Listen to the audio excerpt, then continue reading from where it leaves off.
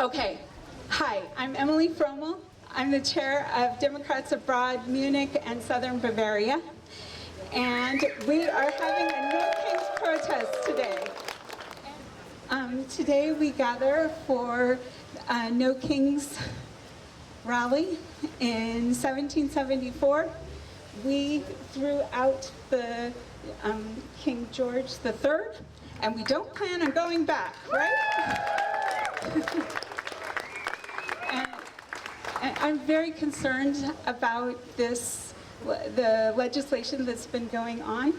I am the oldest of 6 children, and my youngest brother has Down syndrome. And I'm very worried with all of the Social Security numbers that are flying around. We don't know how long he has funding. And I think I am not alone in this, that many of us have people that are getting special care, and we're worried about where their funding is. This is my current grief. I've been here 23 years, but we have to support him somehow. And how is that going to happen if he doesn't have SSI, if he doesn't have Medicare, Medicaid? This is a problem. So I believe I am not alone in this, and we need to gather and talk and imagine what could be a solution to this, because right now our entire government is being rerouted, and we need to dream a dream of how that can be better, not worse. Okay.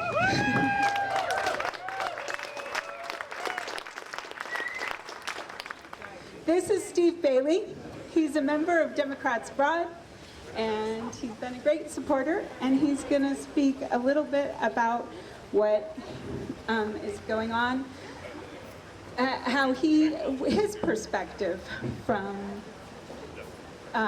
living here and seeing what's going on in the United States, as many of you have. Also, if Benjamin Shane is here, can you come find me? Great. Okay.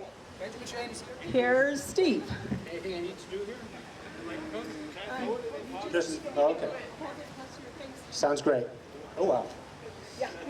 And maybe step a little bit out there. So Step out there, okay. then it's not Like this? in your ear, right? Ah. We only have one speaker. Okay, cool. Great. Well, fantastic to be here today, to see so many people. Obvious that, oh, okay, is this better? Okay, fantastic. So, yeah, great to see so many of you turning out today. I think our expectations were quite a bit lower, so good to see many good people out for the right causes here.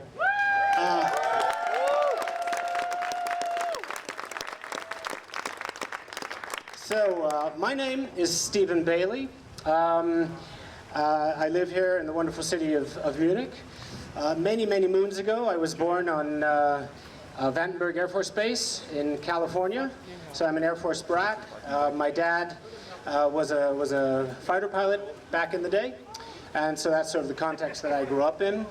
And by the time I went to college, I was a very sort of engaged, excited, and politically aware person, so I had nothing better to do at the time than to join the College Republicans. And that was sort of the start of my political ambitions. It was interesting. I mean, we did a lot of stuff on things like free speech. Who would have thought that that would be controversial one day?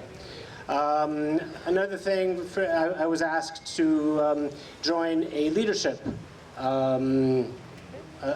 program for the party, held at that wonderful university called Harvard. Now, apart from the historic irony, given where we are today, it does highlight a certain point, in the sense that, you know, while we all had policy differences and had different views on how to address those differences, we were all connected by certain truths and historic views of what we wanted to be. Those views revolved around faith, they revolved around liberty, they revolved around democracy, the rule of law, all of these things. And so it wasn't odd that we did this at a place like that. It also, at the end of the day,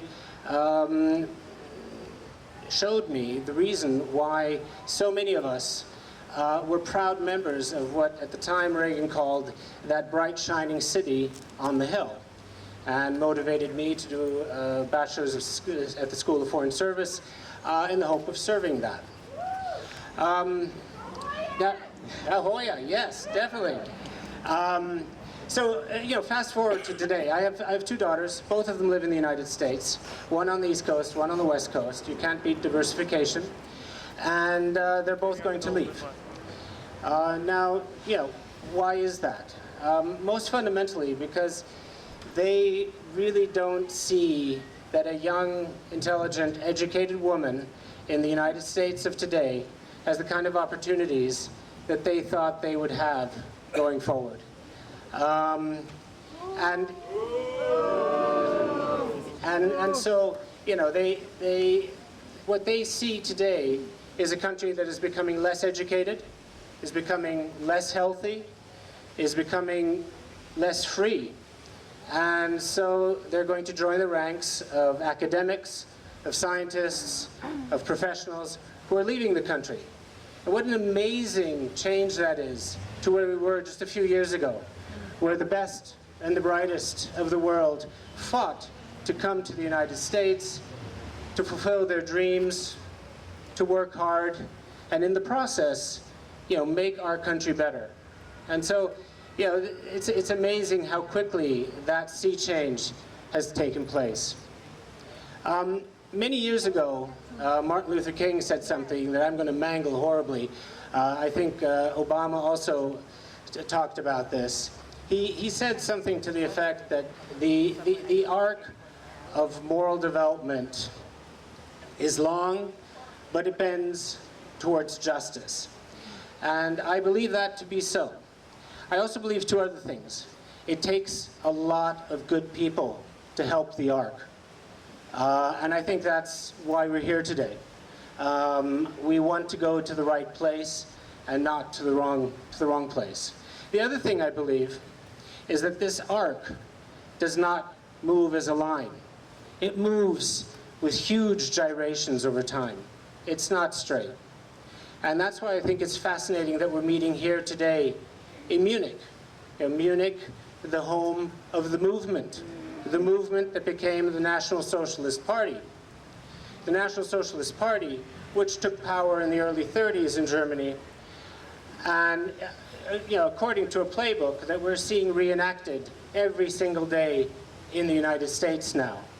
And that's very scary.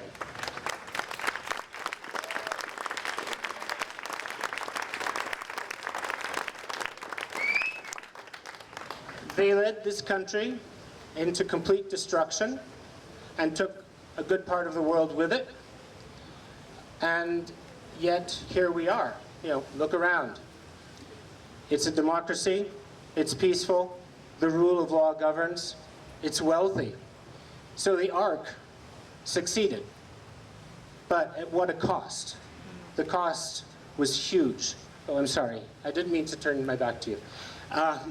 The cost was huge. And I think as Americans, we today have the opportunity and the obligation to stand in the way and to stop authoritarian spread in the United States before the cost has become huge. And it will be huge if it happens.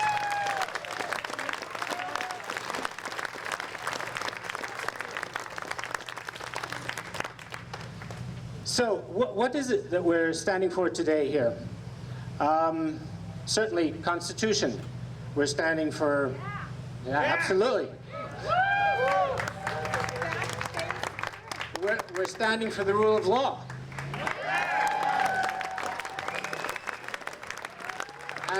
And we're standing here for the right to hold power accountable.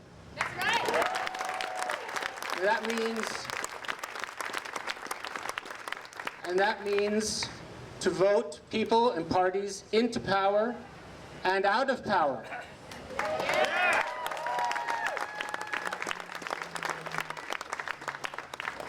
to drain the swamp. Has anybody noticed that nobody's talking about that anymore? It seems that all the people that went on and on and on about draining the swamp have fallen silent in the face of a real swamp. So it's just interesting, but I digress. I think you know, to wrap this up, the values that we represent here today go well beyond what I just mentioned. I think the values that we represent here today are really around basic morality, common decency, and human dignity. And what is currently happening in California and many other places in the United States has nothing to do with morality, has nothing to do with decency, and runs counter to any form of human dignity.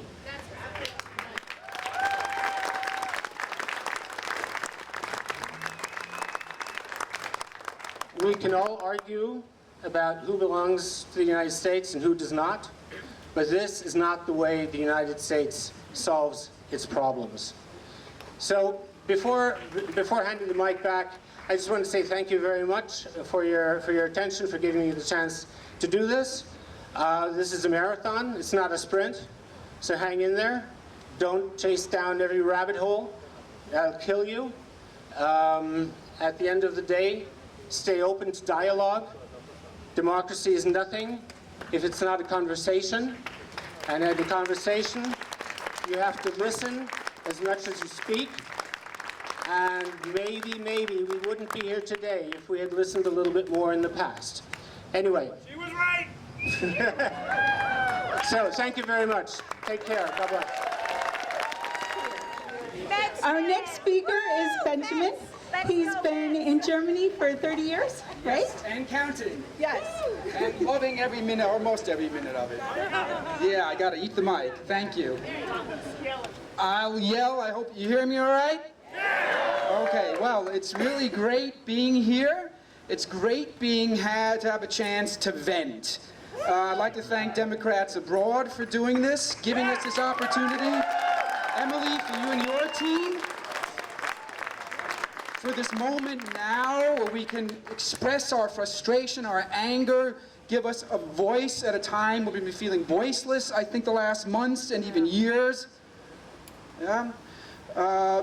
That is the moment now, but also thank you for all the hard work you've been doing day in, day out, year in, year out, mobilizing and organizing. Just a couple quick words to myself. My name is Benjamin Shane. I was born and raised in New York. Yeah, let's hear it from New York, Westchester. You got anybody from Westchester? All right. I was born and raised, and I kid you not, a town with the name of Pleasantville. And God damn it, it was pleasant. It was a really nice place to grow up. That is the 17th Congressional District, Lower Hudson Valley. Incidentally, a district which was flipped in 2022, which is one of the reasons why the Republicans took control of the House. And he defended his seat as well in 2024, Mike Lawler.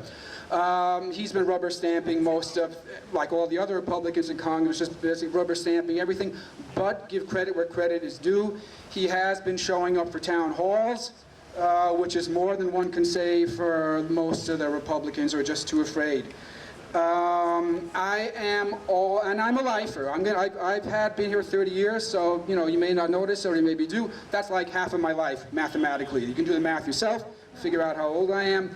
I've been here half my life. This is where my life will stay. This is where my home is. I'm the father of 4 children, and something really struck me. About 2 months ago, I don't know what it was. Was it the ambush at Zelensky in the Oval Office, or whatever other terrible thing? It's almost every day there's something which is happening which just turns your stomach. Something happened. I said, I can't take this anymore. So I went down here to the embassy. I made myself a sign. I stood here alone, and I just walked up and down, and it felt good. It felt good. People would ask me, what are you doing that for?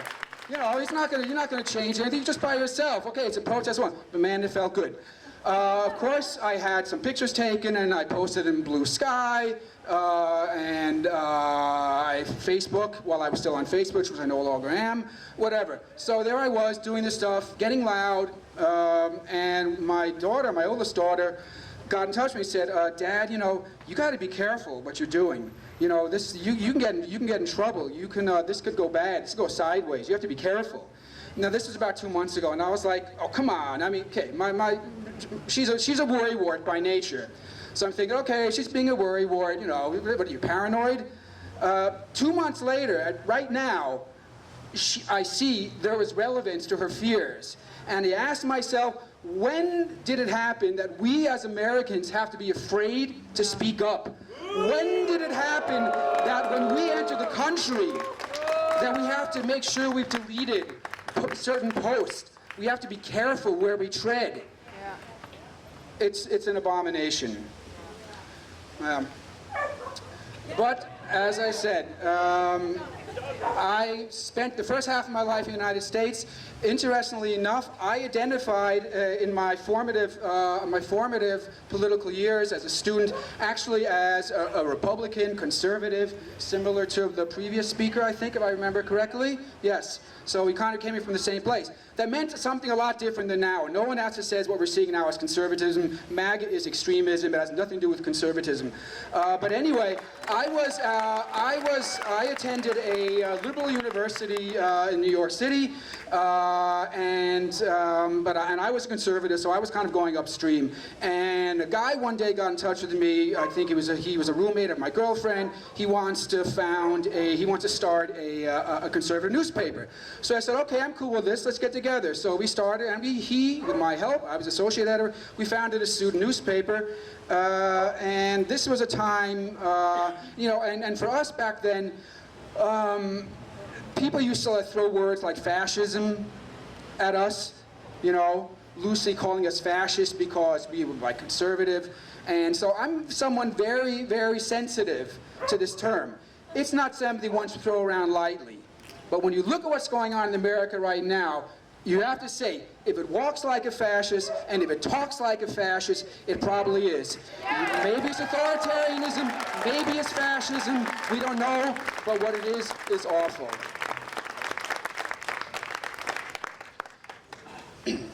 Oh, by the way, the person who founded this newspaper was he was 1 year ahead of me. He was a man by the name of Neil Gorsuch, who went on to become a Supreme Court justice, one of Trump's appointees. So just a little interesting side note there. Republican, conservative, Democrat, liberal, small d, big D, doesn't matter. Obviously right now, what this is all about right now, descends party. It descends partisanship. We can all talk, we can all argue. What's going on right now transcends all that. We are, at the basis, we are all of Americans. We all share certain common values, and party plays right now very little role in all of this. I think what we have to do is think about the common values, the ones which have always united us and made America special. Special. We have been special.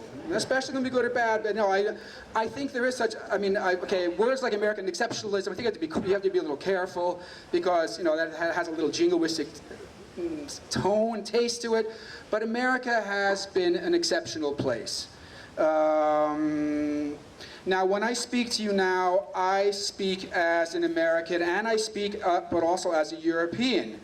When I was growing up through my formative years, what were the hot button issues? What did I live through? I lived through the Cold War ending and us, quote unquote, winning it.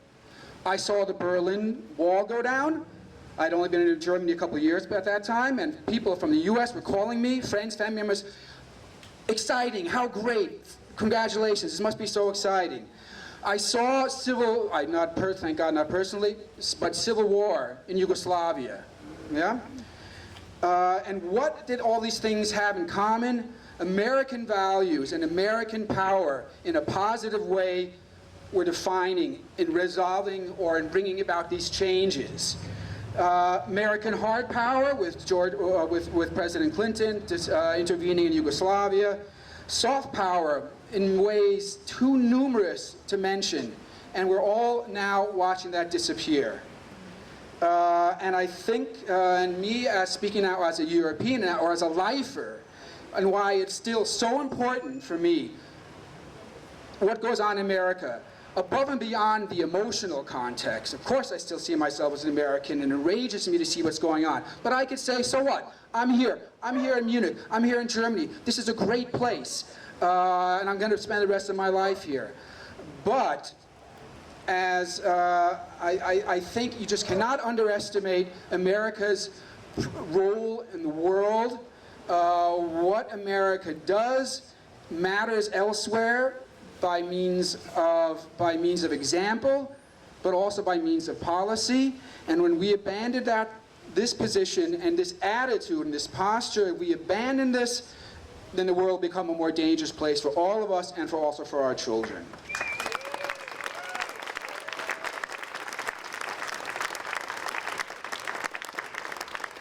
There are moments when I say, and I'm really angry, and I'll get on the telephone. My sister still lives in New York, lives in Brooklyn. Yeah, Brooklyn. My sister Jenny. Yeah, love you. And I'll be angry at something that happened. And I'll say, you know, I think America just has to go to. I think Americans just have to go to hell, and it get really bad before anything changes. And you know, maybe that's what it's going to take.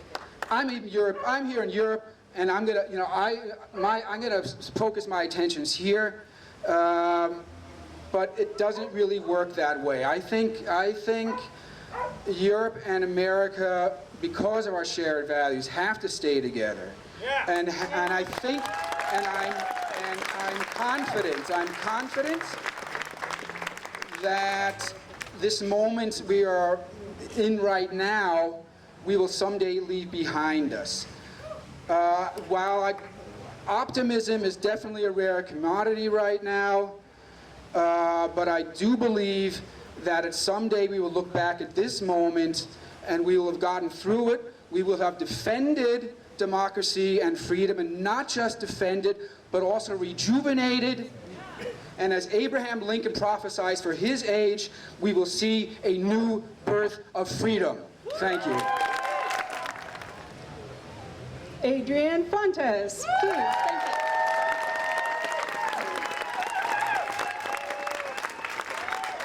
you. Good afternoon, lovers of the U.S. Constitution. Good afternoon, lovers of liberty. Good afternoon, lovers of freedom. My name is Adrian Fontes. I'm Arizona's Secretary of State and Lieutenant Governor, an elected official from the United States. I come to you via Brussels. They'll send hello, by the way. And in a couple days, I'll be in London. But I could not be happier than to be here with you in Munich. Particularly and specifically on a day that we are calling No Kings and No Tyrants Day across the globe.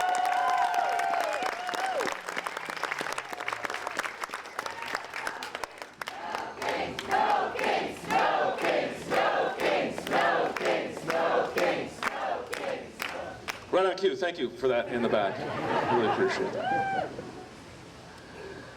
As an American elected official, it is not proper for me to disparage what I believe is the greatest nation in the world, my home.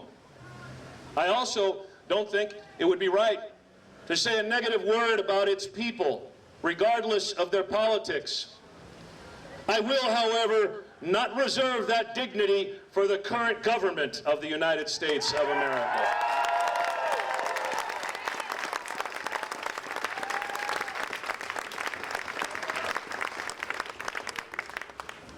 And I think before we get too far into this, we need to ask ourselves, why is it that a fight against autocracy and tyranny is so important for the human condition? Why is it that democracy is the one true way that humanity can advance and progress?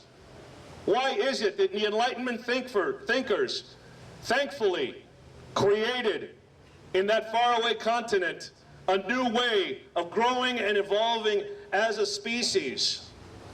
You see, without democracy, you cannot have innovation.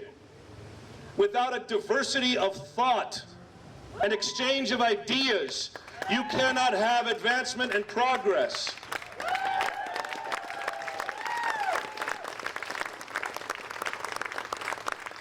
And yes, as to the political, one might say, well, it is, as a Democrat, you want warm and fuzzy giveaways for lots and lots of people. That's the categorization we hear back stateside. And I say, yes, of course, that's what I want. I want folks to be taken care of. I want them to be living in dignity. I want them to be lifelong learners. I want them to be able to have opportunities and advance.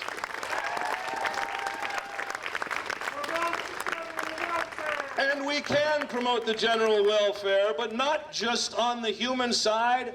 Let's make sure that we understand opportunity requires all kinds of opportunity. We must note that there are some who prefer to be entrepreneurs. Let them. We must note that there are some who prefer to be artists or technologists. Let them. This is what freedom is about. This is what free society requires. And regardless of what you think or what you believe in the United States of America, you can grow, you can advance, because that is where the seat of freedom lives, and we will not let that seat fall to a tyrant.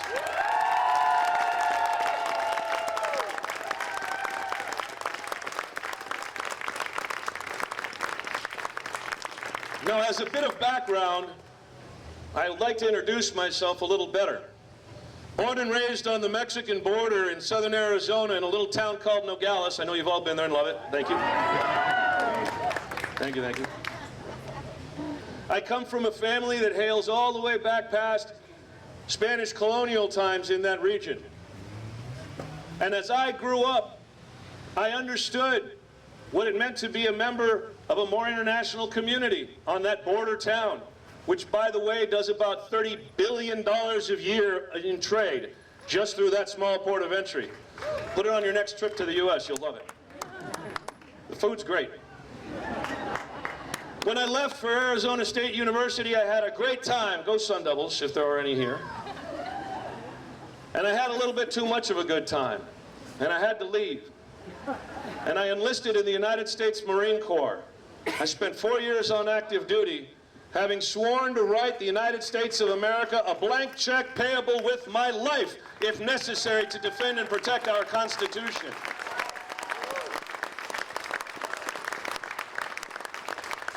But my oath to spend time in our military service did not include the personal proclivities of any president, under any circumstances.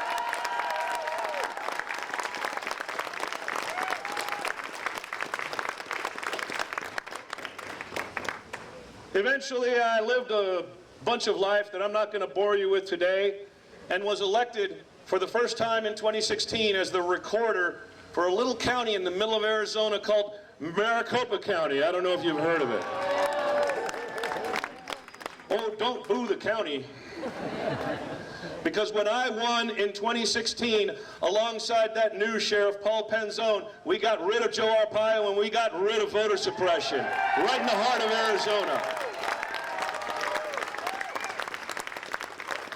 And during my time as the recorder and chief registrar of voters, we took that one county from 2 million voters in just 4 years to 2.5 million American voters, making Arizona the competitive political place that it is today.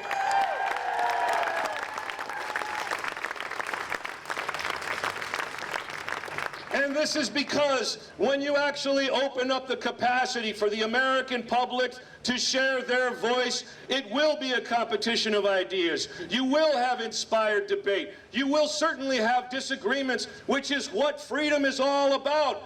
No kings, no unitary thought, no tyranny.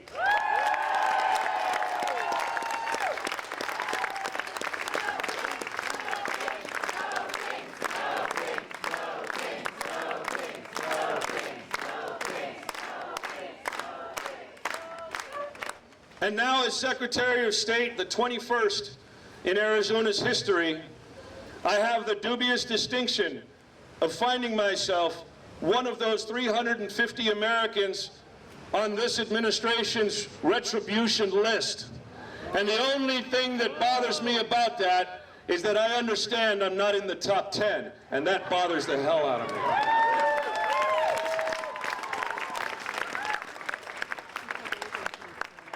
We stood and held fast in the face of a cyber ninja audit that analyzed the system that I put together. With zero evidence, the president and his ilk lied to the American people, but not just to the American people, which is contemptible enough. They lied about the American people, those Republicans and Democrats who ran our elections, those poll workers and election judges, those inspectors, regular Americans just like you administering our elections. They lied about Americans, and that cannot be forgiven.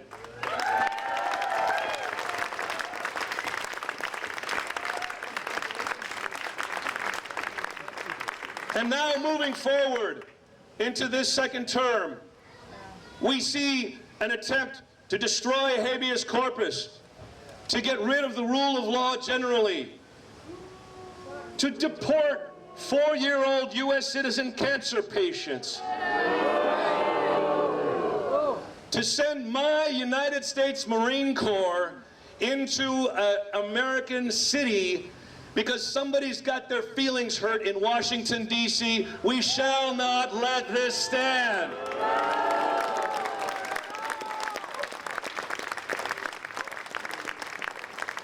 And so what can we do, America? What can we as Americans here abroad do?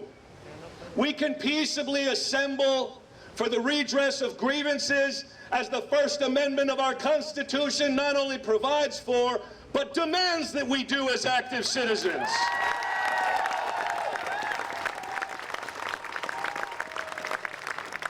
And so to those Americans not just assembled here, but assembling across the United States of America today on June 14th, I tell you this: be peaceful, be loud, be as American as you are entitled to be, and hold on to every one of those sacred rights that our Constitution gives to you.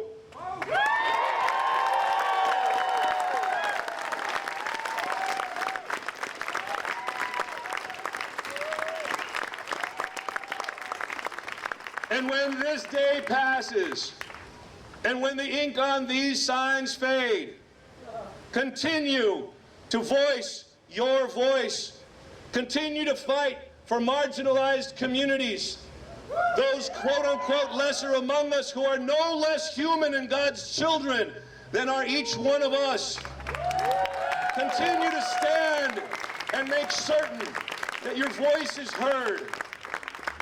There are certain examples, by the way, where we know that tyranny will fold. And we know that it is an American constitutional right, if not a tradition, for us to stand for what we believe in. We go back to the marches of the civil rights movement. We go back further through the protests that allowed women suffrage, which was most important in the United States.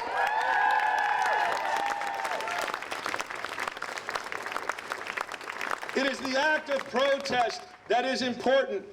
And it's not always peaceful. We look to the harbor in Boston for one of the greatest examples of protest that succeeded, although it wasn't very peaceful. But that's okay.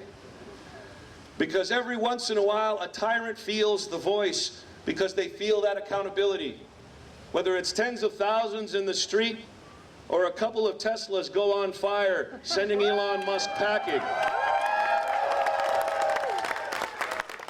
And to be clear, I must say, I am not condoning violence or property damage, but I am condoning violence against tyrannical ideas and the damage to the ego of those who deserve it the most.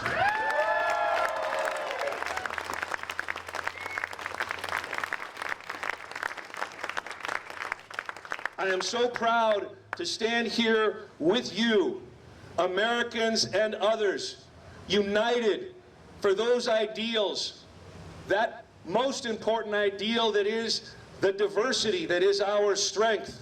And I don't just mean a diversity of creed or color, a diversity of religion or language. I mean that diversity of ideas. The ideas that allow for a competition of philosophies to develop and progress as humanity. And we in the United States have gotten it right for so long. The mediator of this diversity, of course, is our elections. The one thing they want to take away from us. Our elections are that true, apologies to Chevy trucks, they are the true heartbeat of America. Because periodically, we get to decide who our leaders are going to be. Periodically, we get to decide what policies are going to move forward. And those elections are the golden thread that bind the entire fabric of our society. Law and medicine, technology and business, the arts and sciences, all of these threads make up that fabric. But what holds them together is the notion that we get to decide. We the people are the ones with the power. We are the ones with the voice. And right now, there is a strong hand tugging at that golden thread. And if it succeeds, that fabric will disintegrate. Do not allow them to succeed.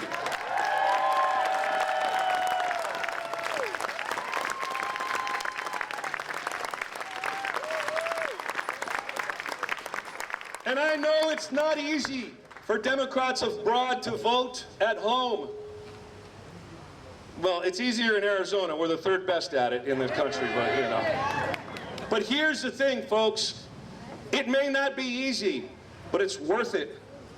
Getting up every day and going to work ain't easy, but it's worth it. Changing those dirty diapers to keep your kids healthy and clean ain't easy, but it's worth it. Voting is the one thing that has ensured that we can maintain and protect our freedom.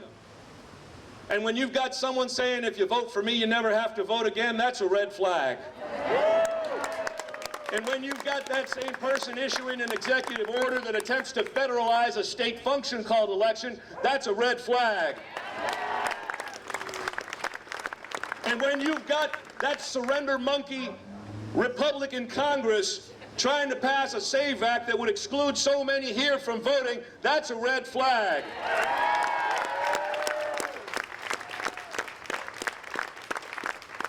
And when you've got that daring arrogance, nay, that hubris that wants to march an American military through the U.S. Capitol just to celebrate his birthday, that's a red flag.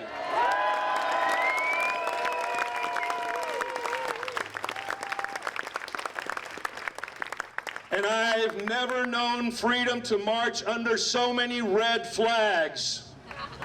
It does not. That is the thing of a tyrant. That is the thing of autocracy.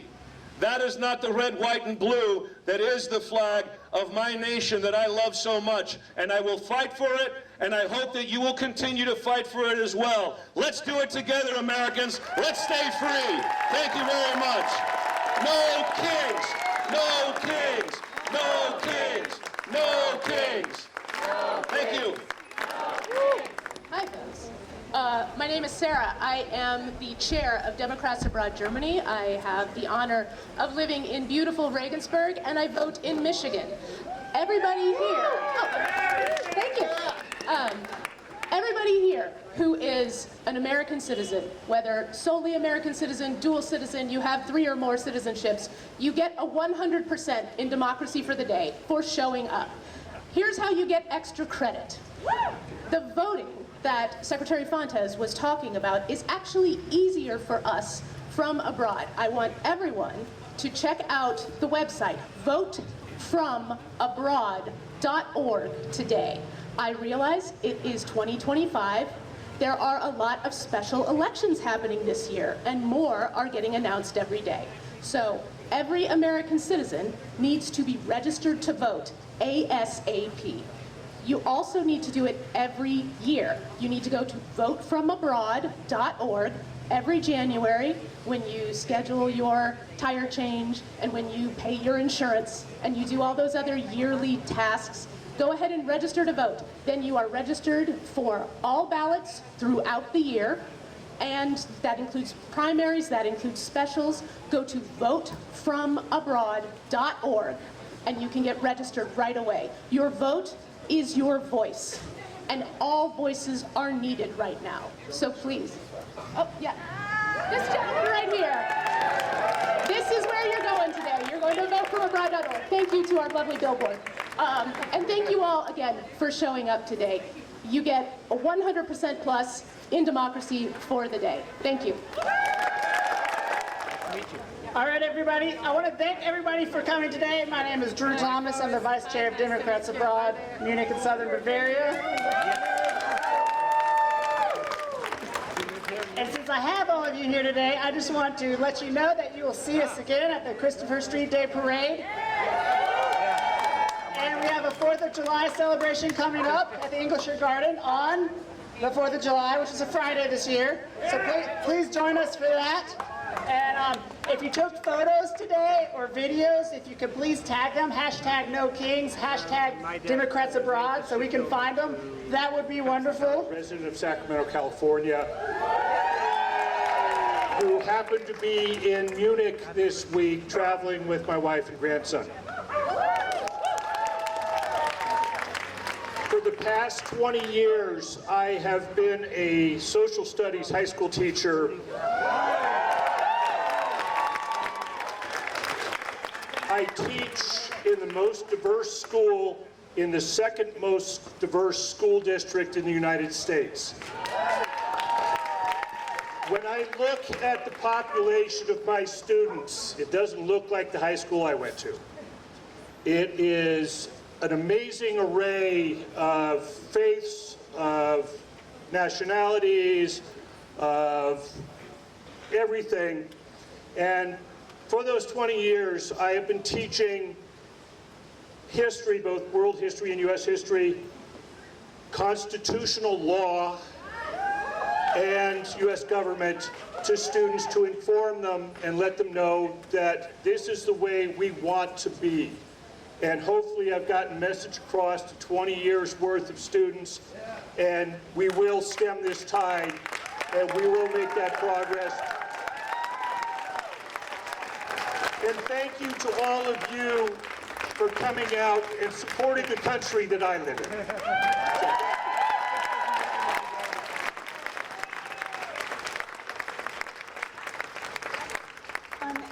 You may, 30 seconds. And we have to step this way so that, no, I wasn't running away from you. I was running away from the speaker. It was singing. Yes. Okay, 30 seconds. And then Adrian Fontes has graciously offered to that we could have a Q&A session with him. Would you guys be interested in something like that? Okay, wonderful. So 30 seconds, and then we're going to put Adrian. How am I standing in front of the State Department here? I'm not sure. My name is Anitra Kitz. I'm a former member of the Oregon House of Representatives. I ran for election 3 times. I won election 3 times, and I have lived deep in the sausage factory. I'm going to tell you, democracy is messy, but it's better than anything else we've got, and it is really warmed my heart to see you here, and I've got to say thank you, and no king. Thank you very much. Hi, I'm going to be really quick. My name is Rebecca Klickerman. I'm an American living abroad. I've been here in Germany for 4.5 years. I've worked in education. I've worked in healthcare. I also have a sibling with special needs. I am horrified that everything going on in the United States right now, and I know I'm not alone. And I'm going to say I'm a non-Republican living abroad, but please just, I know we keep saying vote and stay informed, but really do what you can to stay involved and be active and support everybody on the ground in the United States. Just, you're not alone.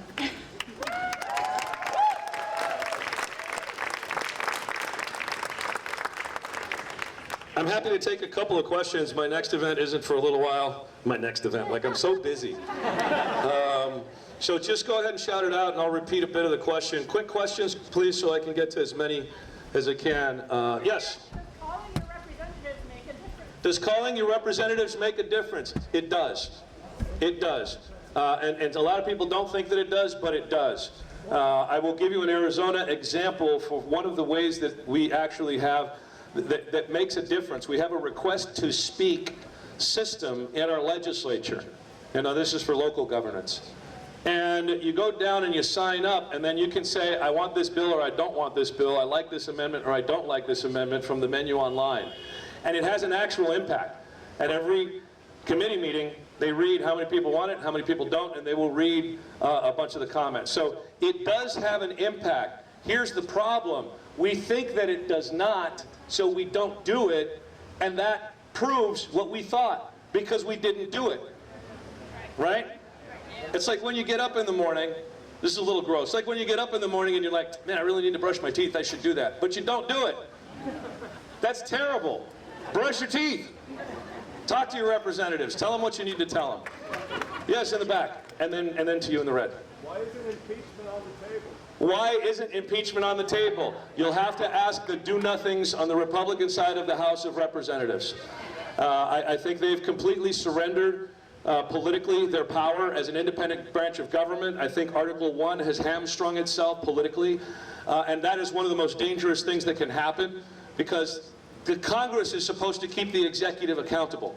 The Congress is supposed to be that check and balance in our government, one of the three legs of the stool. And this is that concentration of power that is so dangerous in American society. And so, yeah, I don't know why, other than they are feckless cowards, I guess. That's a good one. Yeah. After voting, what's the next best thing we can do? After voting, what the next best thing you can do is find your other people in your life that can vote, that are eligible, and help them get into it. Help them think it's okay. I used to tell young people, before you go out on your first date, see if that person is registered to vote. And if they're not registered to vote, you don't want them. They don't care about their community. They don't care about their state. Find someone that cares, right? And the next thing you can do, and I think this is very important, is support your local and state good governance people. And this is not a partisan ask. This is the thing that goes to a lot of different spaces. We've got a lot of people who move their way up in politics and end up in the federal government area, right? A lot of people in Congress started out as county commissioners. They started out as mayors or city council people.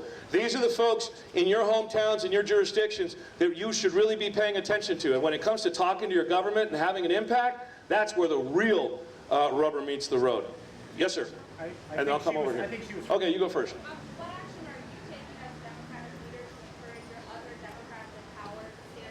What action am I taking as a Democrat to encourage other Democrats in power to...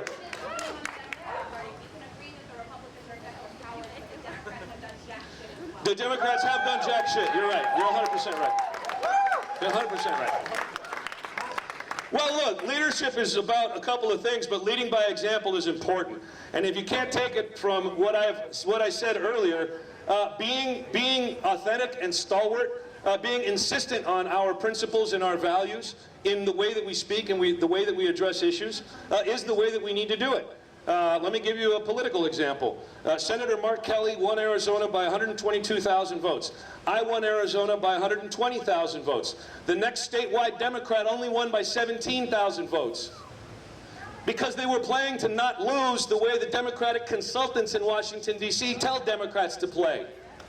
Democrats lose because we play to not lose. We don't play to win.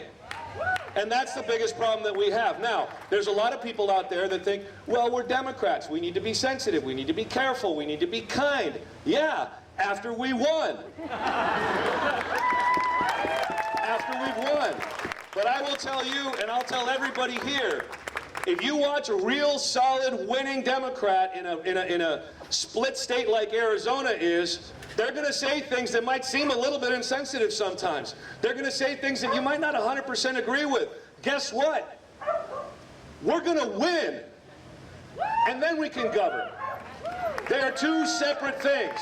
And if we look at the example on the other side of the aisle, They campaign to win, and they govern to win. We're smarter than that, except that we're campaigning to govern and trying to govern to govern. They're two separate things. One is a competition, and one is a consensus-building exercise. And if we're too stupid, and we're too sensitive, and we're too scared to run and win competitively, then we don't deserve to lead, and unfortunately we end up with this bullshit mess that we've got right now. Democrats need to be stronger. Yeah, and then I'll come to you. Do you believe that we'll have free and fair midterms in 18 months' time? Do I believe we will have free and fair midterms in 2026? Well, I'm on the ballot in November of 26, so I hope like hell we do. And I could use all your support. That's the only time I'm going to say it, so pitch in. I'm worried.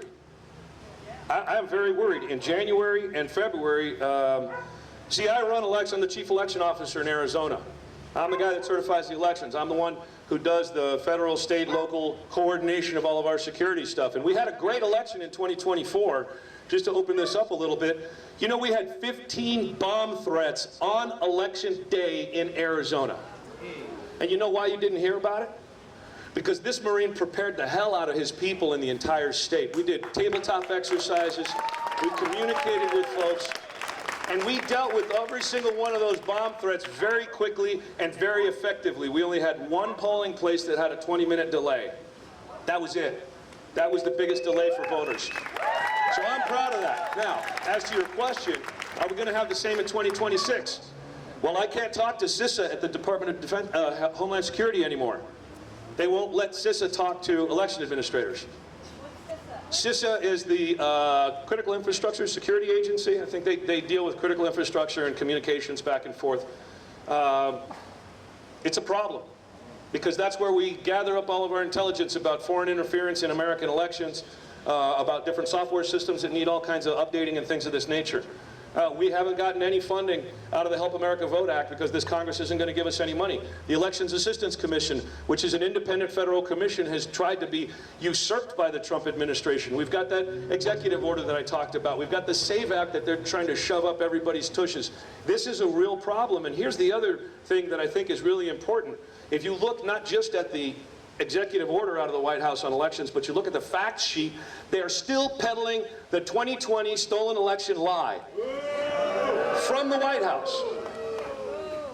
And what they're doing is they're trying to corrode and erode confidence in elections, so much so that Americans will eventually, in their minds, think, why have elections? And so do I think we're going to have free and fair elections in 2026? I hope so, and I'm going to fight for it. But we don't have a guarantee.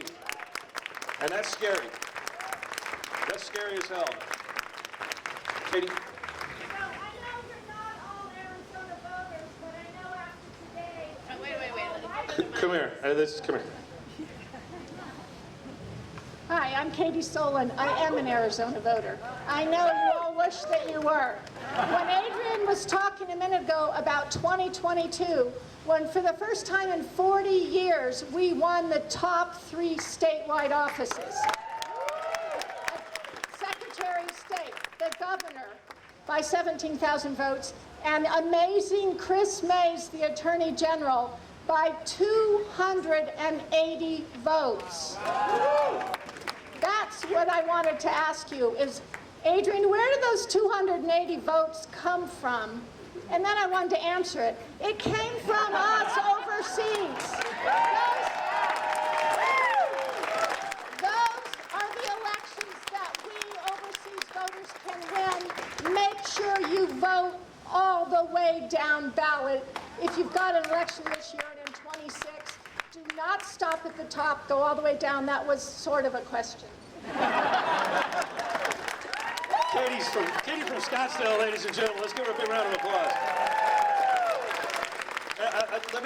I'm going to take a point of personal privilege here, and I'm going to say, Katie is probably one of the best advocates that Dems Abroad have in the United States. I ran into her at a Western States DNC event in San Francisco, what was it, 2018, Katie? And she's like, we need to do blah, blah, blah. And I was the county recorder at the time. I was kind of one of those local officials. And she stayed in contact. She's been a big supporter of mine and my campaigns. And if you ever run into Katie anywhere around here, because she lives here in Germany, buy her a beer, because she deserves it. She deserves it. All right, I'll take one or two more quick questions if anybody's got one. Looks, yes, back here. When are we going to see some accountability? When the Republicans in Congress grow a pair. I mean, and who knows when that's going to happen. I mean, look, accountability comes in a lot of different forms. And whoever was up here a minute ago said democracy was messy, that former elected official up here. It is messy. It's supposed to be messy. Think about what it took for us to get democracy in North America in the first place. Think about what it took for us to export democracy back into nations like this one after fascism took over. This is not supposed to be easy because it's worth it. And accountability starts when we, the people, rise up and hold our leaders accountable. That's what's happening in LA. That's what's happening in Philadelphia. That's what's happening in Phoenix. That's what's happening all over the United States today.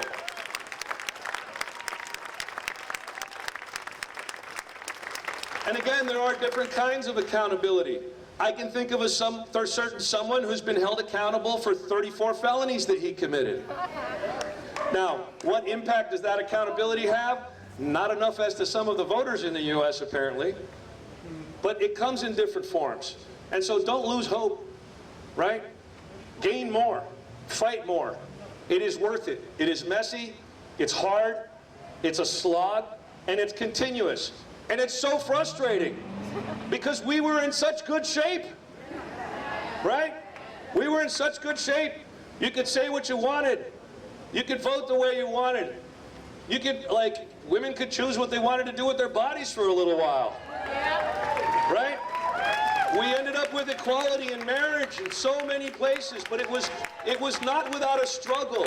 None of those prizes of democracy came without a fight. None of those important milestones ever came easy. When you think about the civil rights movement and you think about those folks who got beaten and bludgeoned on the Edmund Pettus Bridge, when you think about the suffragettes who were dragged through the streets and had dogs loosed upon them just so that they could vote.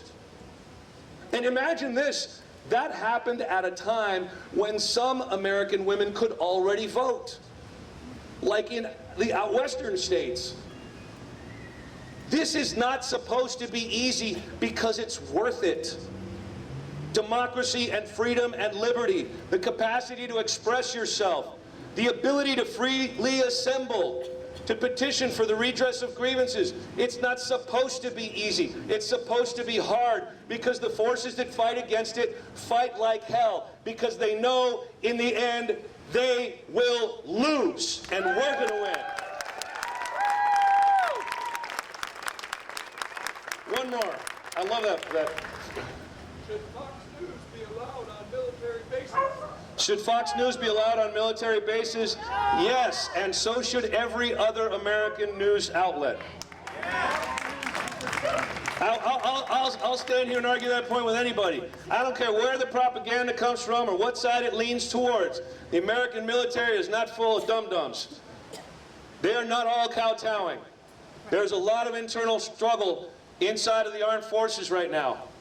And well, there should be, because they are Americans just like you. They're thoughtful people from diverse places and diverse backgrounds just like you. And they need to hear, whether it's BS from Fox or some left-leaning station, whatever, they need to hear it. Because it's that balance of voices that allows us to make the decisions we need to make. We don't have to agree. We don't have to agree. If we did, we'd be North Korea. And all those red flags I talked about, those are the red flags that we'd be marching down Pennsylvania Avenue today. I so much appreciate the extra time. Give us a big round of applause for Democrats Abroad here in Germany and all the work that you do. Thank you so much. Thank you. Thank you, Adrian Fontes, for coming and for supporting votes from abroad.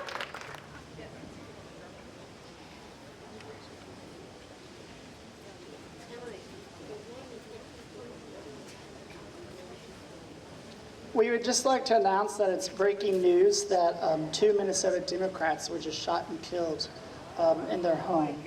And as the governor said, it called it a politically motivated assassination. I do not have names, so I think we should stop and have a moment of silence for their memories and their families.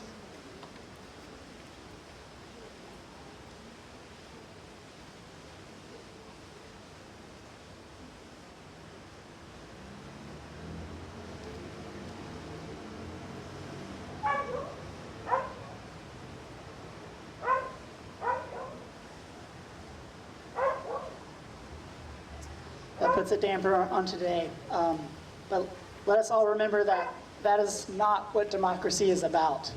There's no place for that in any place. Hi, we have one last speaker. It's Sam from New York.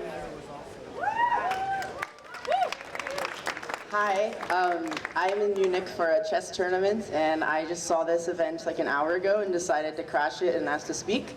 So now I am here, and I'm going to start by sharing a few important messages about like the failures that led to the rise of fascism in the U.S. because many countries in Europe are making the same mistakes that the Democrats did, and I will discuss like how, and at the end I will share like a message of optimism of how we can defeat this regime and why I know we will.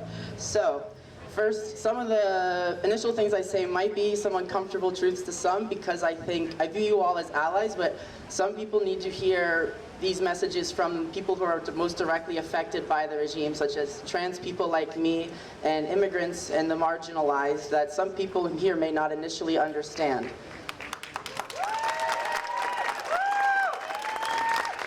So we have to understand fascism not just as an anomaly, not just as a rise of the crazy. It is a direct response to the failures of the contemporary economic order, which is capitalism and the U.S. government failing to represent the people and not providing any actual change that people have demanded for so long. The Democrats played a pivotal role in this by continuing to uplift neoliberalism and suppress any left-wing economic justice movement that attempted to actually make America into an equitable society, which would have prevented the rise of fascist sentiment. As we saw in 2020, there was a mass mobilization surrounding racial justice and gender justice and LGBT rights and economic liberation. There were labor unions and black liberation organizations all working together. And we were demanding to make America an equitable place because we recognized the fascist sentiment that was on the horizon with the first Trump administration. And do you know what happened? Is the movement was co-opted into democratic politics, and it was used to give Joe Biden the White House. And in response, and their thank you to us was to suppress us in the 4 years that Joe Biden was president and prevent any meaningful changes that we demanded. And this isn't, I view Democrats as our allies and such. I know they're the ones defending trans people and immigrants the most. There are many good Democratic politicians that I like. But I think it's important to understand what failures happened that have led to this moment, because Trump did not just come out of nowhere. People have been predicting the fact that America has desired a dictator for very long, and Trump was just the one who could best capitalize on that sentiment, which is also a good thing because he is the most stupid and incompetent of the people who could have capitalized on that sentiment.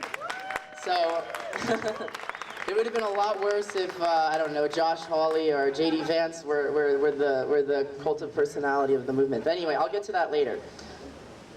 So you must also understand that in the years Joe Biden was president, and very similar with the neoliberal governments in Europe, they capitulated to the far right on issues of immigration and said, yes, we understand there's issues with immigration. We are going to deport people too. Look how tough Kamala is on the border. Look at her with this border patrol officer wearing like a cowboy hat. She will crack down on the border too.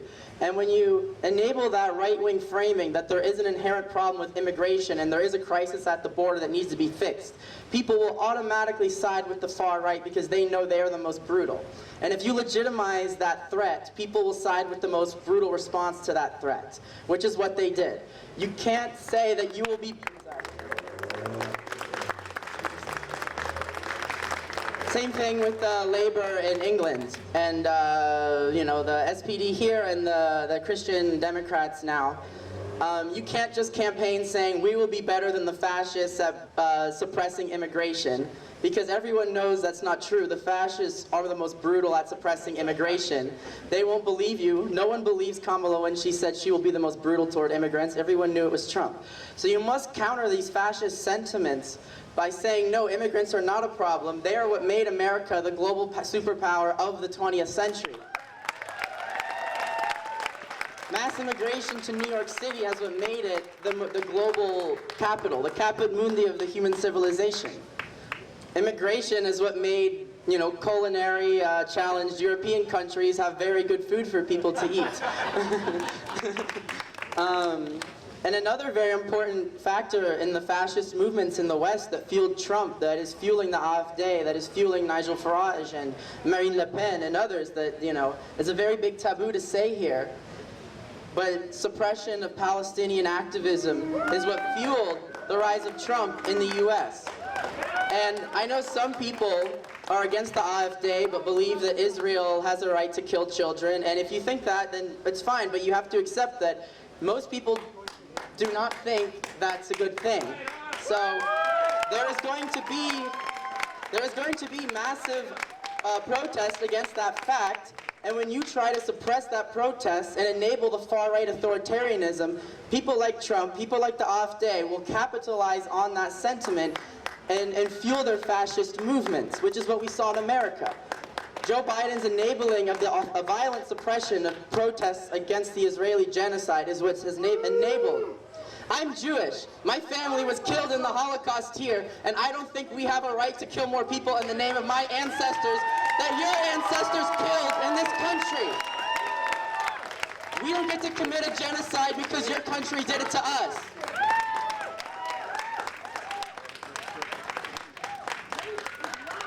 Anyways, I need to get to the positives of why we will win. I know this is a difficult truth. Liberals don't want to know this because liberals have failed at defeating fascism. So they need to listen to us. If you don't listen to us, AfD will take over here, Nigel Farage will take over England, Trump will reign supreme for a decade until climate change destabilizes his regime. This is how we defeat these people. You need to have a movement that centers the marginalized and unites, you know, the working class, the immigrants, the trans people, the LGBT people, all of the marginalized people.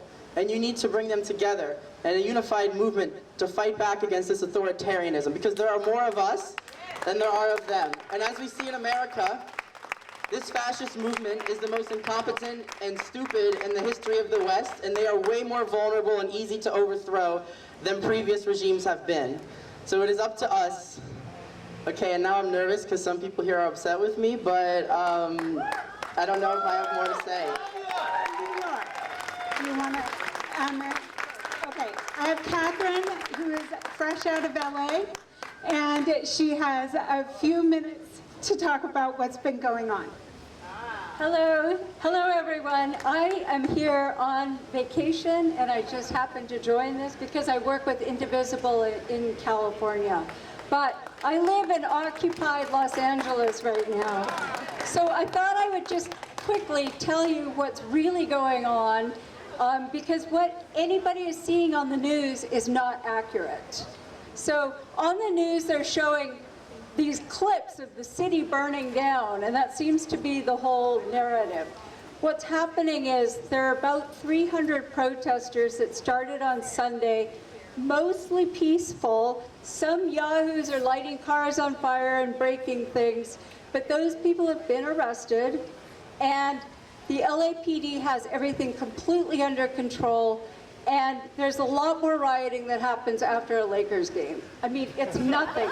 The fact that Trump has called in the National Guard and now the Marines is a deliberate provocation.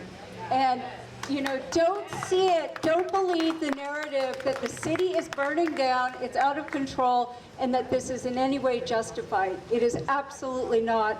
And it's scary when you walk down these streets. I went and saw where the protest was before I left this, a couple of days ago. There are National Guard troops everywhere. They have nothing to do. They're just standing there as props. And this government has not, meaning Trump's administration, hasn't made any provision for them to sleep or eat. They are sleeping on the sidewalk because these people are not only cruel, they're also incompetent. So some of the homeless groups I work with have actually been taking the meals and blankets. So anyway, it's just, my point is that the protests are not any big deal. What is a big deal is having the National Guard and the Marines for no reason whatsoever, just as a provocation. Thank you.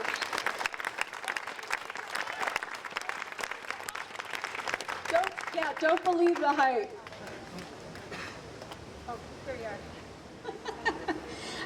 are. We're going to end this evening with Amanda from Nuremberg, who hails from Texas originally.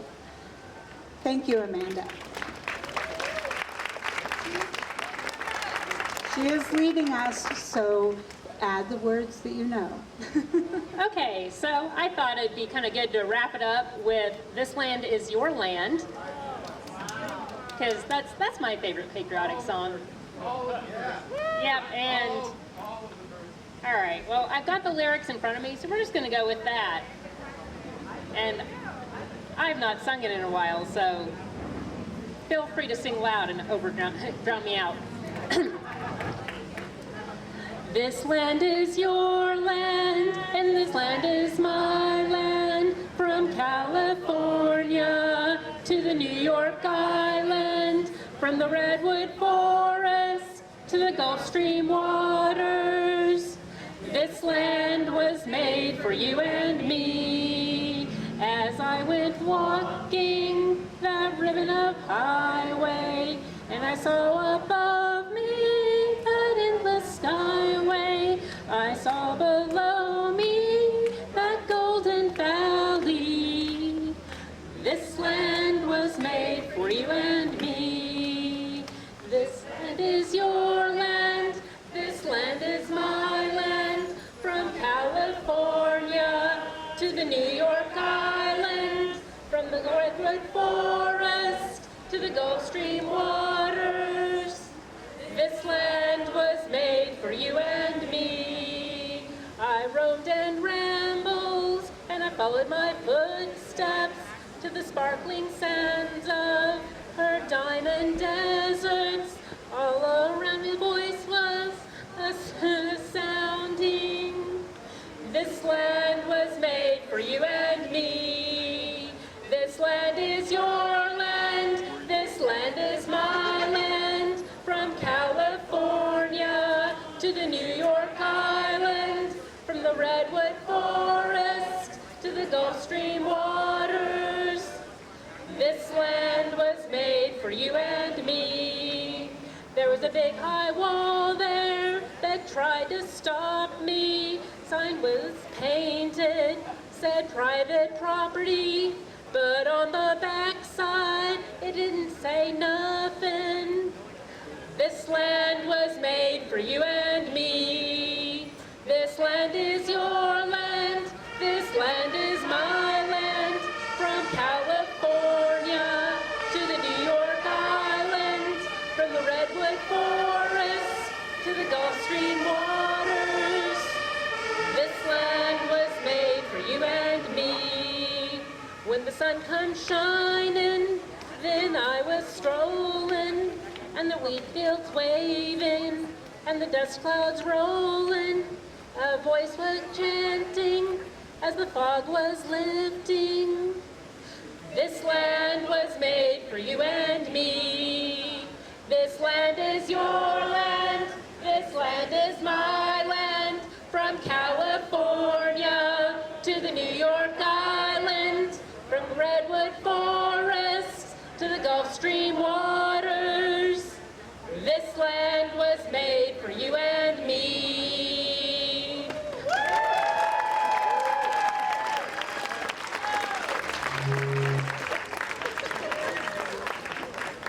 Thank you for coming to the No Kings protest, and please continue to gather and make dreams for the future and how we rebuild our country. This is not the first time we've been attacked, and it won't be the last. Thank you.